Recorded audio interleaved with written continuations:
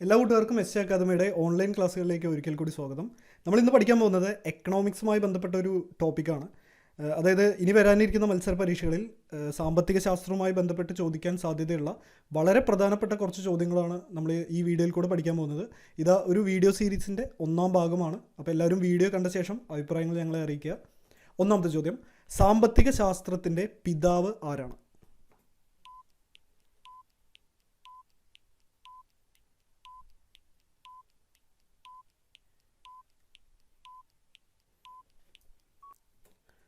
ആദ്യം സാമ്പത്തിക ശാസ്ത്രം അല്ലെങ്കിൽ എക്കണോമിക്സ് എന്താണെന്ന് നമുക്കൊന്ന് പറഞ്ഞു പോകാം.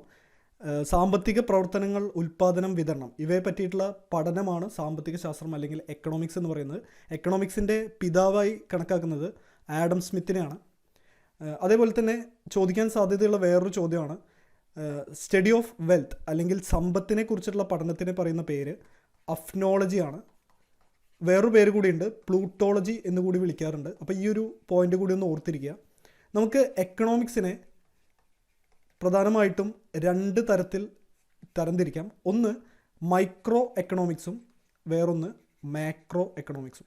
മലയാളത്തിൽ മൈക്രോ എക്കണോമിക്സ് എന്ന് പറഞ്ഞാൽ സൂക്ഷ്മ സാമ്പത്തിക ശാസ്ത്രം എന്നാണ്. അതേപോലെ മാക്രോ എക്കണോമിക്സിന് പറയുന്ന പേര് സ്ഥൂല സാമ്പത്തിക ശാസ്ത്രം എന്നാണ്. അപ്പോൾ ഇതിൻ്റെ ഒരു വ്യത്യാസം വരുന്നത്, മൈക്രോ എക്കണോമിക്സ് എന്ന് പറയുന്നത് ഒരു പെർട്ടിക്കുലർ മാർക്കറ്റിനെ പറ്റിയിട്ടുള്ള ഒരു പഠനത്തിനെയാണ് മൈക്രോ എക്കണോമിക്സ് എന്ന് പറയുന്നത്. അല്ലെങ്കിൽ ഇതിനെ നമുക്ക് പ്രൈസ് തിയറി എന്നുകൂടി പറയാം. ചിലപ്പോൾ ഇങ്ങനെയും ചോദ്യം വരാം, പ്രൈസ് തിയറി അറിയപ്പെടുന്നത് എന്താണ്? അത് മൈക്രോ എക്കണോമിക്സ് ആണ്. മാക്രോ എക്കണോമിക്സ് പൊതുവായിട്ടുള്ള പഠനമാണ്, അതുകൊണ്ട് അതിനെ ജനറൽ തിയറി എന്നുകൂടി പറയാറുണ്ട്. മാക്രോ എക്കണോമിക്സ് ഈ ഒരു സിദ്ധാന്തം മുന്നോട്ട് വെച്ച ആളാണ് നമ്മുടെ രണ്ടാമത്തെ ഓപ്ഷനിലുള്ള ജെ.എം. കെയ്ൻസ് എന്ന് പറയുന്ന വ്യക്തി. അതേപോലെ ആൽഫ്രഡ് മാർഷൽ എക്കണോമിക്സിലെ ഏറ്റവും പ്രധാനപ്പെട്ട തിയറികളിൽ ഒന്നായ ചോദന സിദ്ധാന്തം അല്ലെങ്കിൽ ലോ ഓഫ് ഡിമാൻഡ്, ഈ ഒരു സിദ്ധാന്തം മുന്നോട്ട് വെച്ച വ്യക്തിയാണ് ആൽഫ്രഡ് മാർഷൽ. തോമസ് ഗ്രഷാം ഇദ്ദേഹം മുന്നോട്ട് വെച്ച ഒരു നിയമമാണ് bad money drives good money out.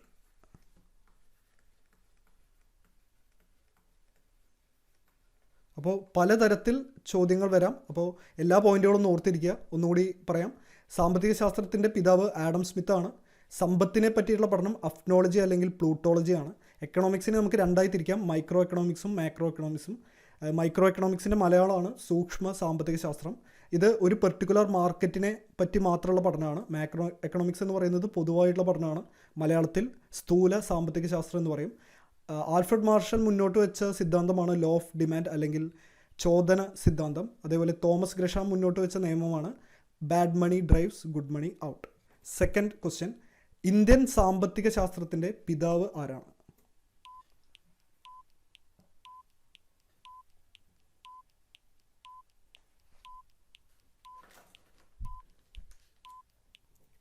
ശരിയായിട്ടുള്ള ഉത്തരം ഓപ്ഷൻ 3 ദാദാഭായ് നവറോജിയാണ്.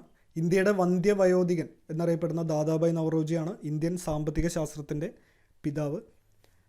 ബാക്കിയുള്ള 3 ഓപ്ഷൻസും ഇമ്പോർട്ടൻ്റ് ആണ്. അമർത്യ സെന്നാണ് നൊബേൽ സമ്മാനം ലഭിക്കുന്ന, സാമ്പത്തിക ശാസ്ത്രത്തിൽ നൊബേൽ സമ്മാനം ലഭിക്കുന്ന ആദ്യ ഇന്ത്യക്കാരനാണ് അമർത്യ സെൻ.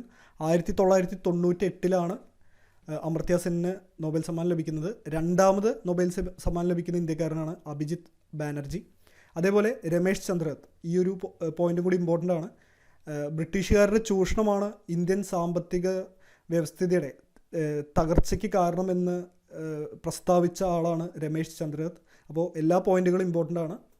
ചോദ്യം, ട്രസ്റ്റിഷിപ്പ് എന്ന സമ്പദ് വ്യവസ്ഥയുമായി ബന്ധപ്പെട്ട ആശയം മുന്നോട്ട് വെച്ചത് ആരാണ്?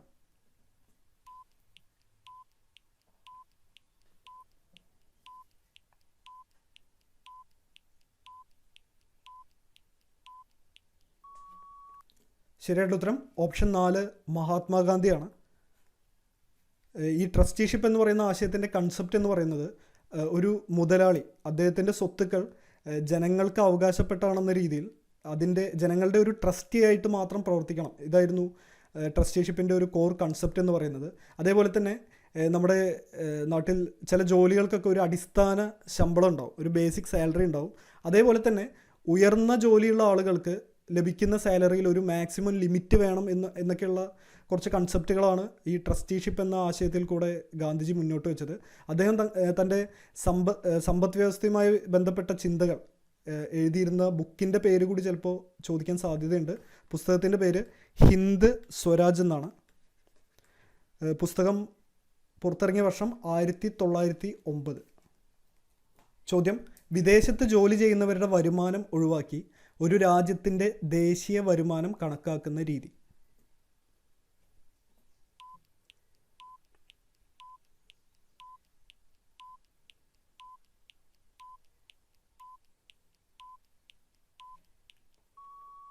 ശരിയായുള്ള ഉത്തരം ഓപ്ഷൻ 1 GDP ആണ്. നമുക്ക് ഈ 3 ഓപ്ഷൻ GDP, GNP, NNP ഇതൊക്കെ എന്താണെന്ന് ജസ്റ്റ് ഒന്ന് പറഞ്ഞു പോവാം. GDPയുടെ ഫുൾ ഫോം എന്ന് പറയുന്നത് ഗ്രോസ് ഡൊമസ്റ്റിക് പ്രൊഡക്റ്റ് എന്നാണ്. Gross domestic product. അതേപോലെ GNPയുടെ full form gross national product എന്നാണ്.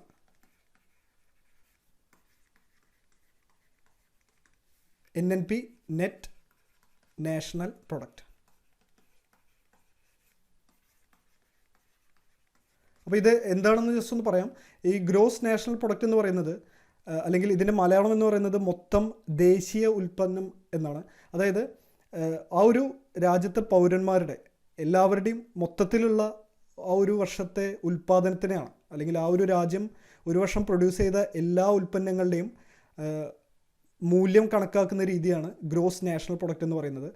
പക്ഷേ GDPയുടെ കാര്യം വരുന്ന സമയത്ത് അത് ഇന്ത്യയുടെ അല്ലെങ്കിൽ നമ്മുടെ രാജ്യത്തിൻ്റെ ആഭ്യന്തര അതിർത്തിക്കുള്ളിൽ എന്തൊക്കെ പ്രൊഡക്ഷൻ നടന്നു അതിൻ്റെ മൂല്യമായിരിക്കും കണക്കാക്കുക. അതായത് പുറത്ത് ജോലി ചെയ്യുന്ന ആളുകളുടെ അല്ലെങ്കിൽ പുറത്ത് വർക്ക് ചെയ്യുന്ന കമ്പനികളുടെ ഇവരുടെ ഒന്നും ലാഭം അല്ലെങ്കിൽ പ്രൊഡക്റ്റിൻ്റെ കണക്കൊന്നും GDPയിൽ കണക്കാക്കില്ല. പക്ഷേ GNPയിൽ എല്ലാം കണക്കാക്കും. അതാണ് ആ ഒരു വ്യത്യാസം വരുന്നത്. NNP എന്ന് പറയുന്നത്, അത് പറയുന്നതിന് മുന്നേ ആയിട്ട് ഒരു വാക്കൊന്ന് ഓർത്തിരിക്കണം. തേയ്മാന ചെലവ് എന്ന് പറയുന്നൊരു വാക്ക്. തേയ്മാന ചെലവ് മലയാളത്തിൽ ഇംഗ്ലീഷിൽ ഡെപ്രീഷിയേഷൻ ചാർജ് എന്നാണ് പറയുക. ഡെപ്രീഷിയേഷൻ ചാർജ്. അപ്പോൾ NNP കിട്ടുന്നത് GNPയിൽ നിന്നും ഈ പറയുന്ന ഡെപ്രീഷിയേഷൻ ചാർജ് കുറയ്ക്കുമ്പോഴാണ് NNP കിട്ടുന്നത്. തേയ്മാന ചെലവ് അല്ലെങ്കിൽ ഡെപ്രീഷിയേഷൻ ചാർജ് എന്ന് പറയുന്നത് നമ്മൾ ഈ യന്ത്രങ്ങളൊക്കെ ഉപയോഗിക്കുന്നത് മൂലം അതിൻ്റെ തേയ്മാനങ്ങളൊക്കെ മൂലം കുറച്ച് നഷ്ടങ്ങളുണ്ടാവും. അപ്പോൾ അത് പരിഹരിക്കാൻ വേണ്ടി കുറച്ച് പണം ചിലവാക്കേണ്ടി വരും. അപ്പോൾ ആ പണത്തിനെയാണ് തേയ്മാന ചെലവ് എന്ന് പറയുന്നത്. ചോദ്യം: ഇന്ത്യയിൽ ആദ്യമായി ദേശീയ വരുമാനം ശാസ്ത്രീയമായിട്ട് കണക്കാക്കിയത് ആരാണ്?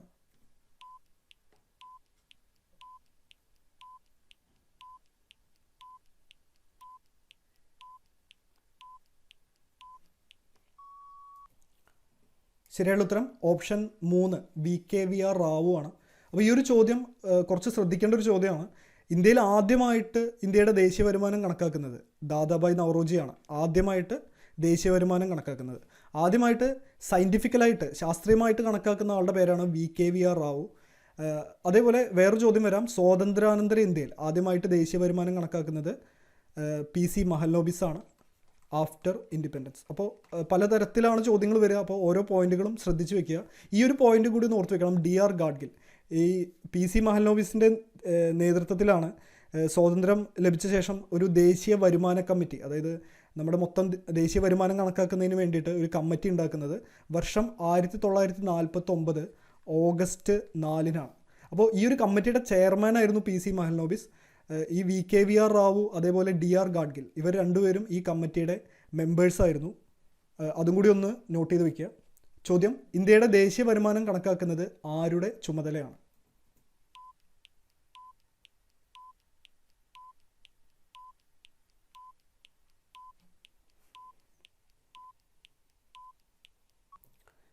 ശരിയായിട്ട് ഉത്തരം ഓപ്ഷൻ 2 CSO ആണ്.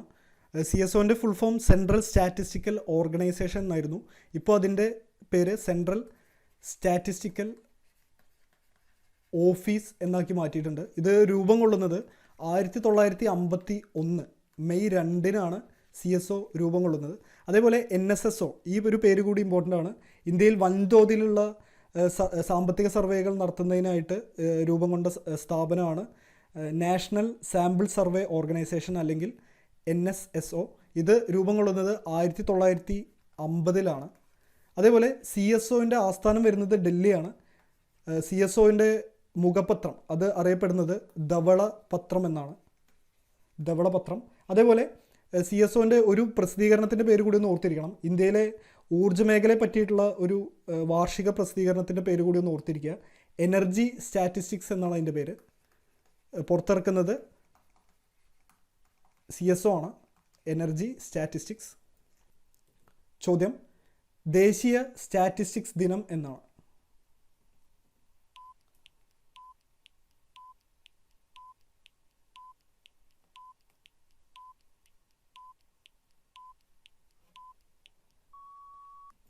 ശരിയായിട്ട് ഉത്തരം ഓപ്ഷൻ എ, ജൂൺ 29.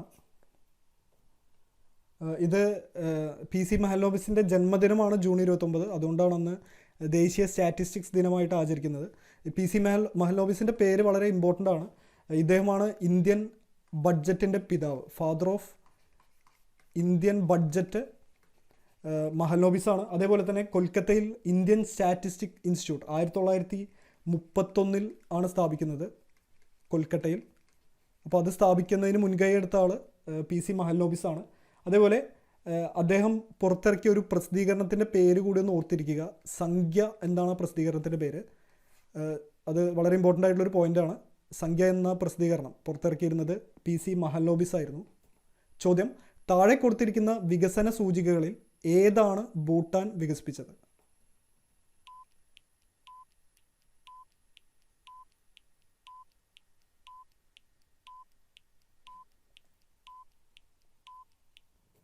ശരിയായിട്ടുള്ള ഉത്തരം ഓപ്ഷൻ 2, മാനവ സന്തോഷ സൂചിക അല്ലെങ്കിൽ ഹ്യൂമൻ ഹാപ്പിനെസ് ഇൻഡെക്സ് എന്നൊക്കെയാണ് പറയുക. അപ്പോൾ ഇത് വികസിപ്പിക്കുന്നത് 1970 നേപ്പാളിൻ്റെ സംഭാവനയായിരുന്നു. ഇതിന് മുൻകൈ എടുത്തത് നേപ്പാൾ രാജാവായിരുന്ന ജിഗ്മേ സിംഗെ വാങ്ചുക് എന്ന് പറയുന്ന നേപ്പാളിൻ്റെ അന്നത്തെ രാജാവായിരുന്നു. നമുക്കൊരു രാജ്യത്തിൻ്റെ വികസനം സൂചിപ്പിക്കുന്നതിന് വേണ്ടിയിട്ട് അല്ലെങ്കിൽ കണക്കാക്കുന്നതിന് വേണ്ടിയിട്ട് കുറച്ച് സൂചികകൾ അല്ലെങ്കിൽ ഇൻഡെക്സുകളുണ്ട്. ഇതേപോലെ ഹ്യൂമൻ ഹാപ്പിനെസ് ഇൻഡെക്സ് അല്ലെങ്കിൽ പെർ ക്യാപിറ്റ ഇൻഡെക്സ്, അതേപോലെ ഹ്യൂമൻ പോവർട്ടി ഇൻഡെക്സ്, അങ്ങനെ ഒരുപാട് സൂചികകളുണ്ട്. അപ്പോൾ ഇവിടെ നേപ്പാൾ രാജാവാണ് ഈ ഒരു ഹാപ്പിനെസ് അല്ലെങ്കിൽ സന്തോഷം, നമ്മളൊരു പണം മാത്രമല്ല ബാക്കിയുള്ള ഈ പ്രതിശീർഷ വരുമാനം എന്നൊക്കെ പറയുന്നത് മൊത്തം ഒരു രാജ്യത്തിൻ്റെ മൊത്തം വരുമാനം എടുത്തിട്ട് എത്ര ആളുകളുണ്ടെന്ന് ഹരിച്ചു നോക്കിയിട്ടാണ് പ്രതിശീർഷ വരുമാനം കണക്കാക്കുന്നത്. അപ്പോൾ അത് ഒരു പണത്തിൻ്റെ അടിസ്ഥാനത്തിലാണ്. അപ്പോൾ വേറെയും കുറച്ച് ഇൻഡിക്കേഷൻസ് ഉപയോഗിച്ചിട്ട് ഒരു രാജ്യത്തെ ആളുകളുടെ മാനസിക അവസ്ഥ കൂടി കണക്കാക്കിയിട്ട് ഒരു ഇൻഡെക്സ് തയ്യാറാക്കുന്നതാണ് മാനവ സന്തോഷ സൂചിക. അപ്പോൾ അത് നേപ്പാളിൻ്റെ സംഭാവനയായിരുന്നു. 1970 അത് പിന്നീട് UN ഏറ്റെടുക്കുകയാണ് ഉണ്ടായത്. ഇപ്പോൾ എല്ലാ രാജ്യങ്ങളിലും ഈ ഒരു സർവേ നടക്കുന്നുണ്ട്. അതേപോലെ അടുത്ത ഒരു പ്രധാനപ്പെട്ട പോയിൻ്റാണ് മാനവ വികസന സൂചിക. ഇത് വികസിപ്പിച്ചെടുത്തത് അമർത്യ സെന്നും അതേപോലെ ഒരു പാകിസ്ഥാൻകാരനായിട്ടുള്ള മെഹബൂബ് ഉൾ ഹക്കും കൂടി ചേർന്നിട്ടാണ്. മെഹബൂബ് ഉൾ ഹക്ക്, ഇവർ രണ്ടുപേര് ചേർന്നിട്ടാണ് മാനവ വികസന സൂചിക അല്ലെങ്കിൽ ഹ്യൂമൻ ഡെവലപ്മെൻറ്റ് ഇൻഡെക്സ് പുറത്തിറക്കിയത്. അപ്പോൾ ചോദ്യങ്ങൾ പലതരത്തിൽ വരാം. ഈ ഒരു ചോദ്യം കൂടി ഒന്ന് പ്രതീക്ഷിക്കുക.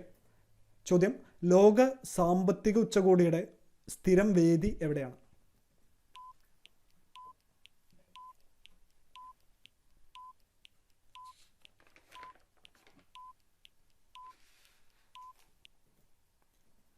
ശരിയായിട്ടുള്ള ഉത്തരം ഓപ്ഷൻ 2, ദാവോസ് ആണ്. ദാവോസ് സ്വിറ്റ്സർലൻഡിലാണ് ഉള്ളത്. സ്വിറ്റ്സർലാൻഡ്. ഇവിടെയാണ് സ്ഥിരമായിട്ട് ലോക സാമ്പത്തിക ഉച്ചകോടി നടക്കാറുള്ളത്. ചോദ്യം: താഴെ കൊടുത്തിരിക്കുന്നവയിൽ ഏത് മേഖലയിലാണ് ഖനനം ഉൾപ്പെടുന്നത്?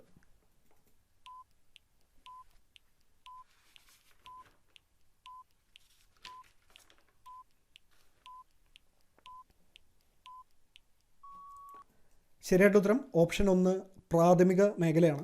നമുക്ക് പ്രധാനമായിട്ടും സമ്പദ്ഘടനയെ 3 തരംതിരിക്കാം. ഒന്ന് പ്രാഥമിക മേഖല, അതിൽ പ്രകൃതി വിഭവങ്ങളെ നേരിട്ട് ഉപയോഗിക്കുന്ന രീതിയാണ്. ഉദാഹരണം കൃഷി, ഖനനം, വനപരിപാലനം, മത്സ്യബന്ധനമൊക്കെ പെടും. ഈ പ്രാഥമിക മേഖലയിൽ നിന്ന് ലഭിക്കുന്ന ഉൽപ്പന്നങ്ങളെ അസംസ്കൃത വസ്തുക്കളാക്കിയിട്ട് പുതിയ ഉൽപ്പന്നങ്ങൾ നിർമ്മിക്കുന്ന മേഖലയാണ് ദ്വിതീയ മേഖല. ഉദാഹരണം വ്യവസായം, കെട്ടിട നിർമ്മാണം, വൈദ്യുതി ഉൽപ്പാദനം, ഇതൊക്കെ ദ്വിതീയ മേഖലയിൽ പെടും. ഈ പ്രൈമറി സെക്ടർ, സെക്കൻഡറി സെക്ടർ, ഇതിൽ ലഭിക്കുന്ന ഉൽപ്പന്നങ്ങളെ സംഭരിക്കുകയും വിതരണം ചെയ്യുകയും ചെയ്യുന്ന മേഖലയാണ് തൃതീയ മേഖല അല്ലെങ്കിൽ ടേർഷ്യറി സെക്ടർ എന്ന് പറയുന്നത്. ഉദാഹരണം വിദ്യാഭ്യാസം, ഹോട്ടൽ, ബാങ്കിങ് എന്നൊക്കെയാണ്. ഇതിന് വേറൊരു പേരും കൂടിയുണ്ട്, സേവന മേഖല എന്നുകൂടി പറയാറുണ്ട്.